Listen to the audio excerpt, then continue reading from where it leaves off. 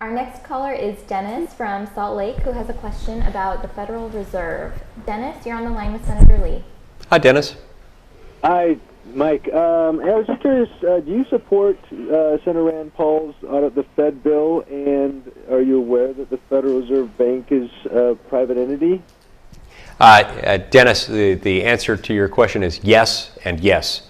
The Federal Reserve Bank is a private entity, and I do support Senator Rand Paul's bill to audit the Federal Reserve Bank. It's important to remember that the Federal Reserve Bank, while a private entity, has also been given these broad regulatory powers and, in fact, broad policy-making powers. It's unusual, and it's it's extraordinary, really, that we've taken a private for-profit corporation and we've given it immense power that would ordinarily be reserved basically to a despot.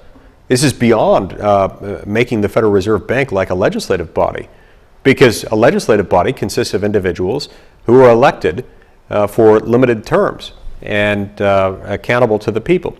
The Federal Reserve Bank doesn't operate that way, and yet it makes policy and it enforces policy. And so it really acts much more like a king within its own realm where it's authorized to act.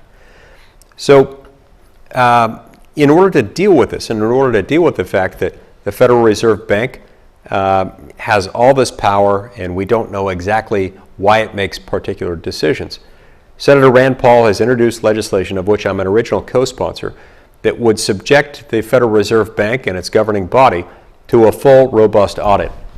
Now, it's interesting. Some of the opponents of that legislation, including some Senate Republicans, actually argue with a straight face that we don't need that because they say the Federal Reserve Bank is already subject to audit.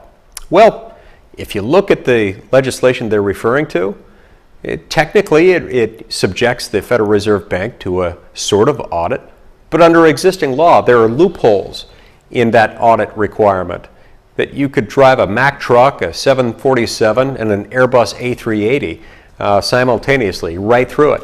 And so it's one of the reasons why we need to pass Senator Paul's legislation. If we're ever going to reform the Federal Reserve Bank and restore some of that power to the people, or make it better, make it more accountable to the people, whatever it is you think needs to be done, nothing is likely to be done to reform the Federal Reserve Bank without first subjecting the Federal Reserve to an audit, and I support that completely.